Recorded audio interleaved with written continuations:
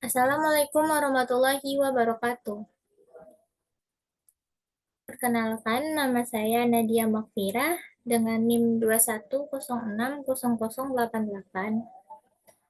Pada mata kuliah Teori Makro 2 ini, saya akan membacakan materi mengenai pertumbuhan ekonomi 1.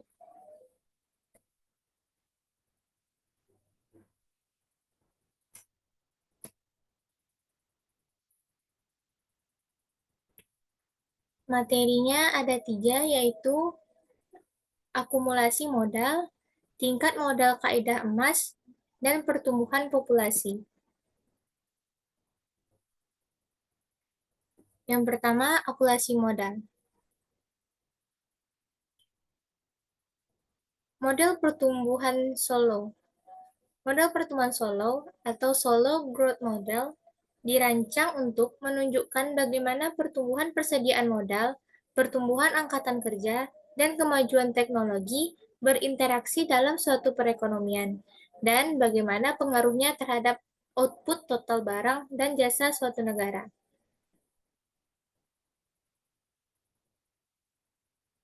Penawaran dan permintaan terhadap barang. Penawaran dan permintaan terhadap barang memainkan peran penting dalam model Solo. Dengan memperhatikan penawaran dan permintaan terhadap barang, kita bisa melihat apa yang menentukan banyaknya output yang diproduksi pada waktu tertentu. Penawaran barang dan fungsi produksi. Penawaran dalam model Solo didasarkan pada fungsi produksi yang sudah dikenal, menyatakan bahwa output bergantung pada persediaan modal dan angkatan kerja.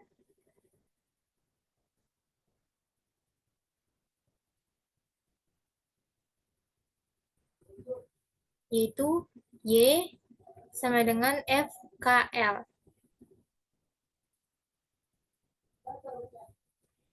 Y merupakan pendapatan, F merupakan fungsi, dan KL merupakan input yang ada. Model pertumbuhan Solo mengasumsikan bahwa fungsi produksi memiliki skala produksi konstan atau skala hasil konstan, dalam kurung constant return to scale. Asumsi ini seringkali dianggap realistis, dan asumsi ini membantu untuk mempermudah analisis. Fungsi produksi memiliki skala perhitungan konstan jika ZY sama dengan F, ZK, ZL.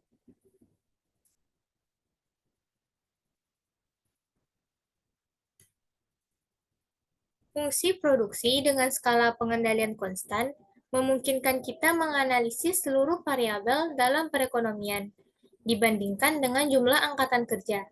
Untuk melihat kebenarannya, gunakan Z sama dengan 1 atau L dalam persamaan di atas untuk mendapatkan Y per L sama dengan F K per L 1.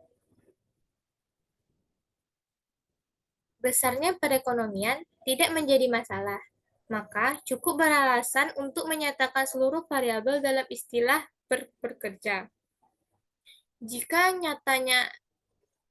kita nyatakan dengan huruf kecil sehingga Y sama dengan Y per L adalah output per kerja, dan K sama dengan K per L adalah modal per kerja. Selanjutnya, bisa dituliskan dengan fungsi produksi sebagai berikut. Y sama dengan FK. Kemiringan dari fungsi produksi ini menunjukkan berapa banyaknya output tambahan yang dihasilkan seorang pekerja ketika mendapatkan 1 unit modal tambahan. Angka yang diperoleh merupakan produk marginal modal MPK secara sistematis ditulis dengan MPKF K plus 1 dikurang FK.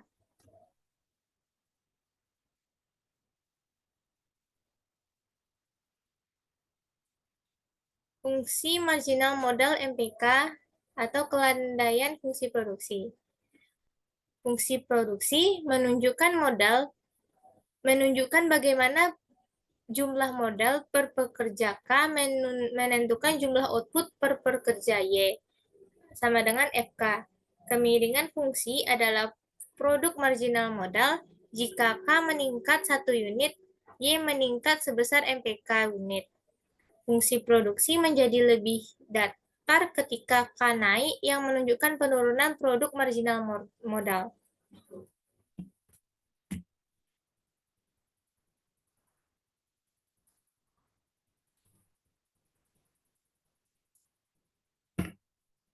Selanjutnya, permintaan terhadap barang dan fungsi konsumsi.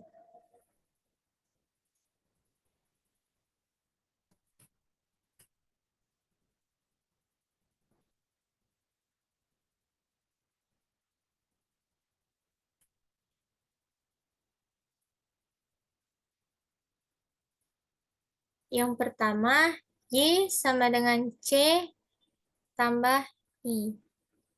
Y yaitu output tiap pekerja, C konsumsi tiap pekerja, dan I investasi tiap pekerja.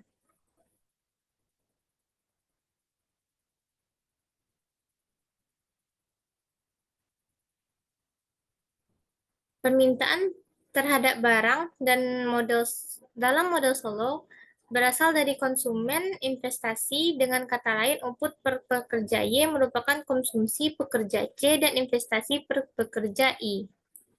Yang kedua, model Solo mengasumsikan bahwa setiap tahun orang menabung sebesar S dari pendapatan mereka dan mengonsumsikan sebagai sebagian 1 kurang S, 1 kurang S.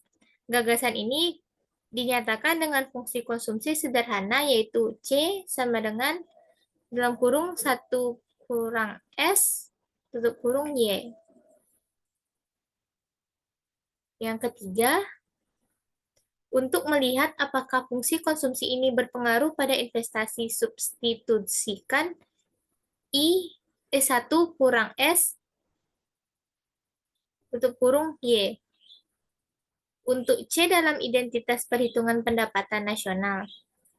Jadinya Y sama dengan 1 kurang S, Y tambah I. Dan selanjutnya diubah lagi menjadi I sama dengan SY. Investasi sama dengan tabungan. Tingkat tabungan S adalah bagian dari output yang digunakan untuk investasi.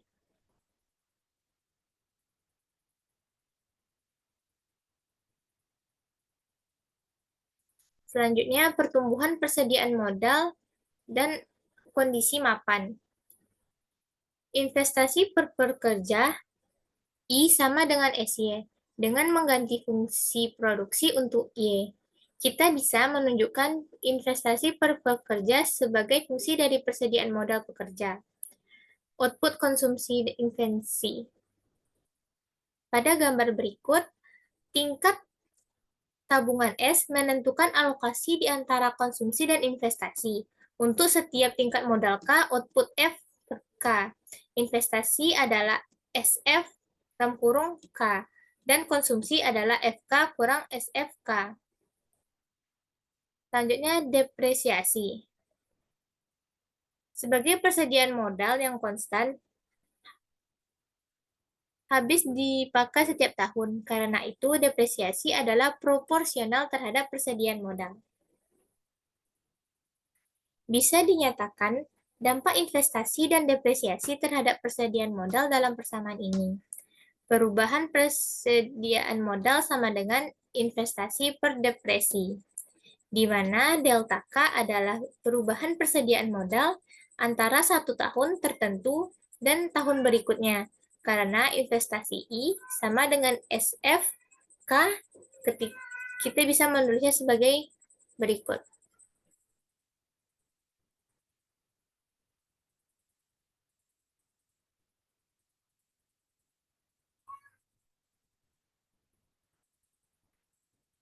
Selanjutnya, investasi, depresi, dan kondisi mapan. Tingkat modal kondisi mapan adalah tingkat di mana investasi sama dengan depresiasi, yang menunjukkan bahwa jumlah modal tidak akan berubah sepanjang waktu. Investasi melebihi depresiasi sehingga persediaan modal tumbuh. Investasi kurang dari depresiasi ketika persediaan modal menyusut. Kondisi kondisi mapan signifikan karena dua alasan. Perekonomian pada kondisi mapan akan tetap stabil. Selain itu, perekonomian yang tidak berada pada kondisi mapan akan berusaha ke sana, yaitu tanpa memperhatikan tingkat modal yang digunakan pada awal perekonomian. Perekonomian akan berakhir dengan tingkat modal kondisi mapan. Dalam hal ini, kondisi mapan atau steady state menunjukkan ekuilibrium perekonomian jangka panjang.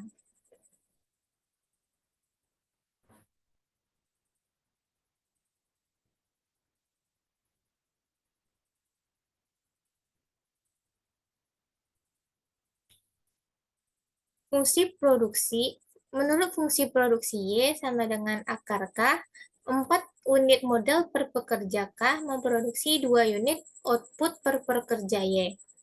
Ketika 30% dari output ditabung serta diinvestasikan dan 70% dikonsumsi, maka I sama dengan 0,6 dan C sama dengan 1,4. Karena 10% dan persediaan modal akan terdepresiasi. K sama dengan 0,4. Dengan investasi sebesar 0,6 dan depresiasi sebesar 0,4, perubahan persediaan modal adalah delta K sama dengan 0,2.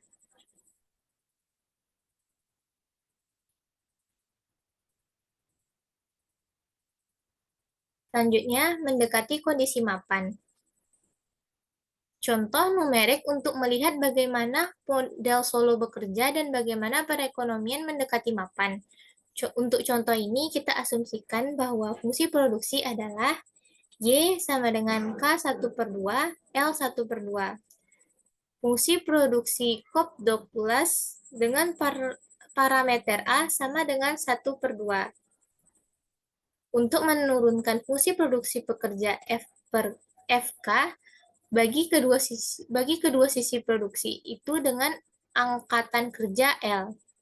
Y per L sama dengan K1/2 L1/2 per L. Ubah menjadi Y per L sama dengan K per L pangkat 1/2.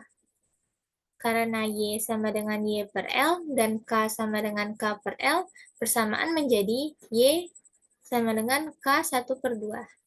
Persamaan ini bisa juga ditulis dengan Y sama dengan akar dari K.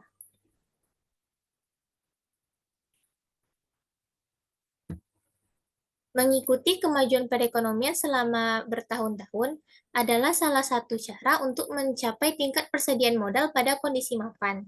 Tapi, cara lain yang memerlukan lebih sedikit perhitungan, ingatlah bahwa delta K sama dengan SK kurang K. Persamaan ini menunjukkan bagaimana K berevolusi setiap waktu. Karena kondisi mapan adalah menurut definisi nilai K pada saat nilai delta K sama dengan 0. Maka diketahui bahwa 0 sama dengan SK kurang K. Atau sama dengan K per K sama dengan 1 per delta depresi. Persamaan ini memberikan suatu cara untuk mendapatkan tingkat modal per pekerja pada kondisi mapan K. K per akar K sama dengan 0/3 per 0,1. Lalu, kedua sisi persamaan ini dipangkat duakan untuk mendapatkan K sama dengan 9. Persediaan modal pada kondisi mapan adalah 9 unit pekerja. Selanjutnya, bagaimana tabungan mempengaruhi pertumbuhan?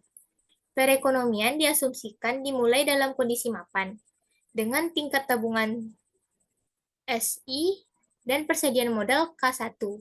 Ketika tingkat tabungan meningkat dari S1 ke S2, kurva SK ke atas, pada tingkat tabungan awal S1 dan persediaan modal K1, jumlah investasi mengimbangi jumlah depresi. Setelah tingkat tabungan meningkat, secara otomatis investasi menjadi lebih tinggi, tetapi persediaan modal dan depresiasi tidak berubah.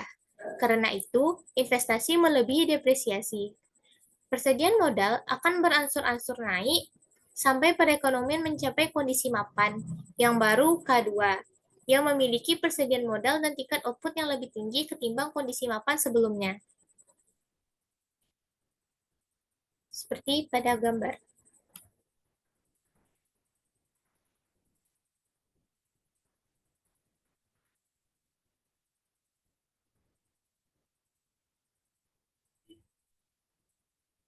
Selanjutnya, tingkat modal kaidah emas.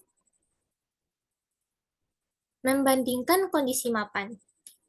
Ketika memiliki kondisi mapan, tujuan pembuatan kebijakan adalah memaksimalkan kesejahteraan individu yang membentuk masyarakat. Individu itu sendiri tidak peduli pada jumlah modal dalam perekonomian atau bahkan jumlah output. Mereka hanya peduli pada jumlah barang dan jasa yang dapat mereka konsumsi. Jadi, seorang pembuat kebijakan yang jeli akan memilih kondisi mapan dengan tingkat konsumsi tinggi.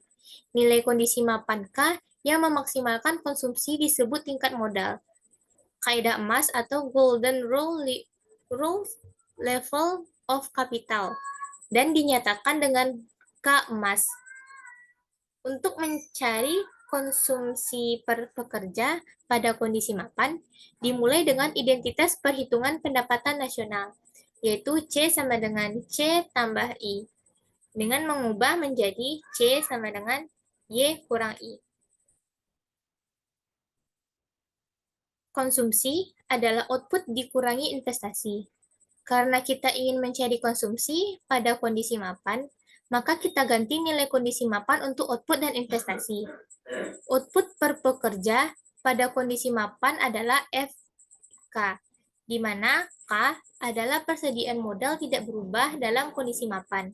Maka investasi sama dengan penyusunan depresi K, dengan menggantikan FK untuk Y dan K untuk L.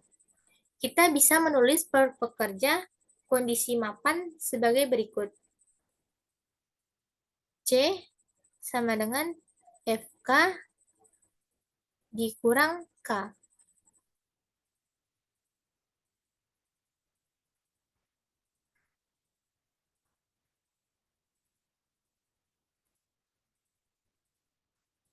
Selanjutnya yaitu, ingat bahwa kemiringan fungsi produksi adalah produk marginal modal MPK.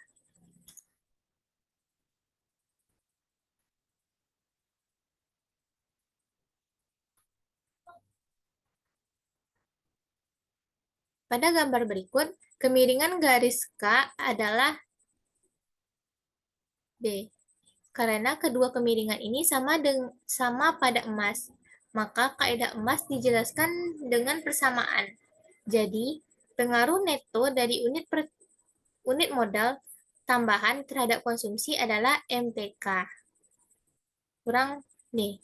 Jika MPK kurang D kecil dari 0, maka kenaikan modal akan meningkatkan konsumsi, sehingga K pasti berada di atas tingkat kaidah emas. Karena itu, kondisi berikut ini menjelaskan kaidah emas, yaitu MPK kurang D sama dengan 0. Jika tingkat tabungan lebih tinggi ketimbang tingkat tabungan yang disajikan di sisi, maka persediaan modal pada kondisi mapan akan terlalu tinggi. Jika tingkat tabungan lebih rendah, maka persediaan modal pada kondisi mapan akan terlalu rendah. Demikian pula konsumsi pada kondisi mapan juga akan lebih rendah ketimbang konsumsi pada kondisi mapan kaidah emas. Ingatlah bahwa cara lain untuk mengidentifikasi kondisi mapan kaidah emas adalah dengan menemukan persediaan modal di mana produk marginal modal neto atau MPK kurang 8 sama dengan 0. Untuk fungsi produksi ini, produk marginal adalah MPK sama dengan 1/2 akar K. Dengan menggunakan rumus ini, dua kolom terakhir pada tabel 7/3 menunjukkan nilai MPK, dan MPK kurang D dalam kondisi mapan yang berbeda. Ingatlah bahwa produk marginal modal neto adalah 0 ketika tingkat tabungan berada pada nilai kaidah emas sebesar 0,5. Karena produk marginal kian menurun, maka produk marginal modal neto lebih besar dari 0. Apabila perekonomian menabung lebih kecil dari 0,5 dan akan lebih kecil dari 0 apabila perekonomian menabung lebih besar dari 0,5.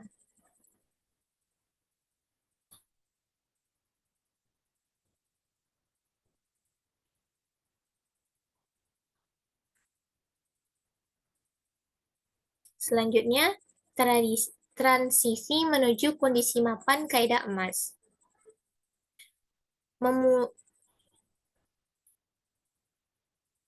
Gambar berikut ini merupakan apa yang terjadi dengan output Y, konsumsi C, dan investasi I ketika tabungan turun. Memulai dengan terlalu banyak modal. Pertama-tama, mari kita telaah kasus di mana perekonomian dimulai pada kondisi mapan dengan lebih banyak modal ketimbang yang harus dimiliki dalam kondisi mapan. Kaidah emas. Dalam kasus ini, pembuatan kebijakan harus mengeluarkan kebijakan yang bertujuan mengurangi tingkat tabungan untuk menurunkan persediaan modal. Anggaplah kebijakan ini berhasil pada satu titik, sebut saja waktu TO. Tingkat tabungan turun ke tingkat yang secara berangsur-angsur menuju kondisi mapan kaidah emas.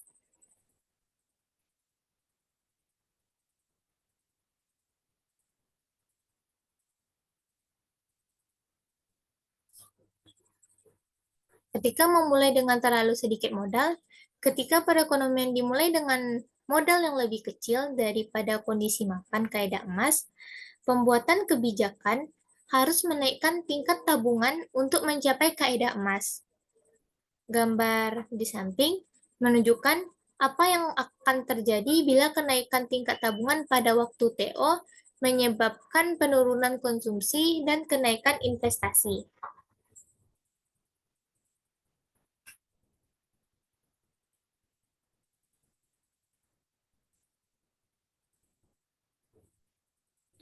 Selanjutnya, pertumbuhan populasi.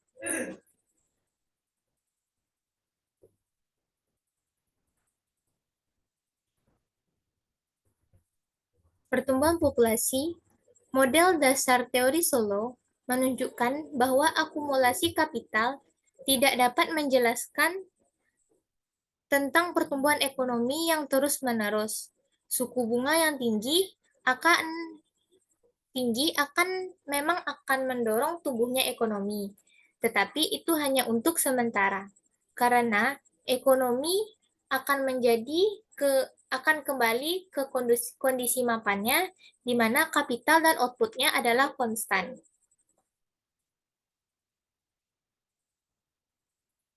Kondisi mapan dengan pertumbuhan populasi. Seperti dijelaskan sebelumnya, investasi akan meningkatkan kapital, sedangkan depresi akan menurunkannya. Tapi, sekarang akan diterangkan mengenai faktor ketiga yang mempengaruhinya, yaitu pertumbuhan dari jumlah pekerja. Pertumbuhan kapital stok per pekerja dapat ditentukan dengan formula sebagai berikut.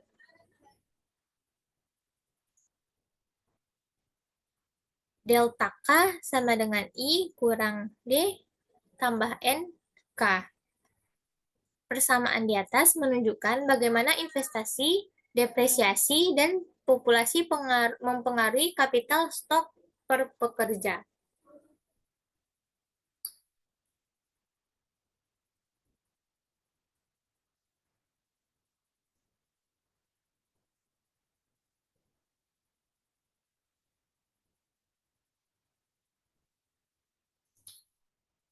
Selanjutnya, dampak pertumbuhan populasi.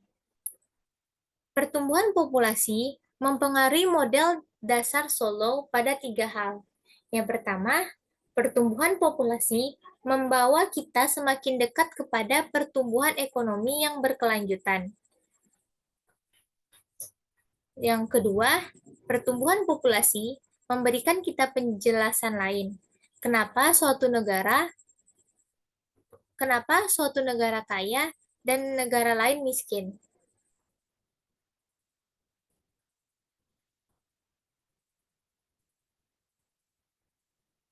Pada gambar di samping, kenaikan tingkat pertumbuhan populasi menggeser garis yang mewakili pertumbuhan populasi dan depresiasi ke atas. Kondisi mapan baru memiliki tingkat modal per pekerja lebih rendah daripada kondisi awal. Jadi, model Solow memprediksi perekonomian dengan tingkat pertumbuhan populasi lebih tinggi akan memiliki tingkat modal per pekerja lebih rendah dan karenanya pendapatan lebih rendah. Yang ketiga, mempengaruhi kriteria dalam menentukan tingkat golden rule dari kapital. C sama dengan Y kurang I. Karena output keadaan mapan adalah FK dan investasi pada keadaan mapan adalah D tambah NK, maka tingkat konsumsi pada keadaan mapan akan dapat ditulis sebagai berikut. C sama dengan FK dikurang D tambah NK.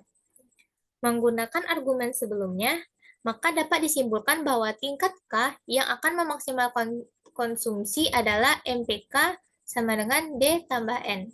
Dalam Golden Rule keadaan mapan, the marginal product of capital net dari depresiasi setara dengan tingkat pertumbuhan populasi. Selanjutnya, model pertumbuhan Solow pada interaksi antara pertumbuhan populasi dengan akumulasi pekerja yang dapat memaksa kapital stok terbesar lebih kecil, sehingga setiap pekerja mendapatkan kapital yang lebih sedikit. Berikut merupakan dua model lain yang membahas mengenai pertumbuhan populasi.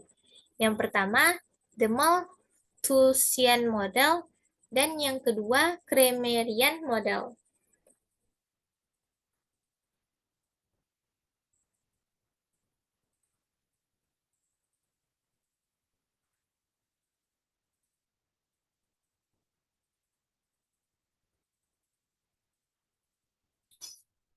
Yang pertama, the Malthusian model. Malthus mengungkapkan bahwa setiap peningkatan populasi akan secara berkelanjutan membatasi kemampuan masyarakat untuk memenuhi kebutuhannya sendiri. Dia memprediksikan bahwa umat manusia akan selamanya hidup dalam kemiskinan. Thomas Robert Malthus menyimpulkan bahwa kekuatan dari suatu populasi itu jauh lebih besar dibandingkan kemampuan bumi untuk memproduksi kebutuhan manusia.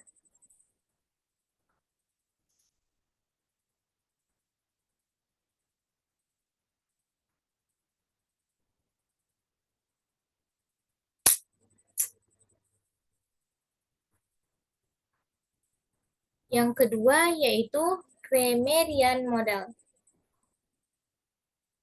Michel Kramer telah mengajukan teori bahwa pertumbuhan populasi adalah kunci penggerak dalam meningkatnya kemakmuran teknologi. Kramer berpendapat, dengan semakin banyaknya orang, maka akan semakin banyak pula munculnya saintis, inventor, dan engineers untuk berkontribusi pada kemajuan inovasi dan teknologi.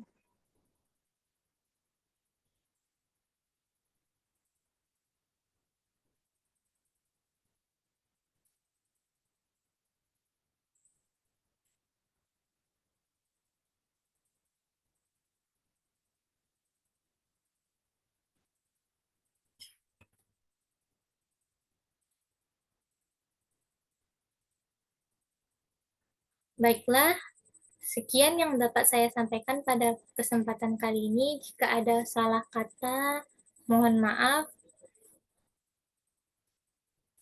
Terima kasih dan Assalamualaikum warahmatullahi wabarakatuh.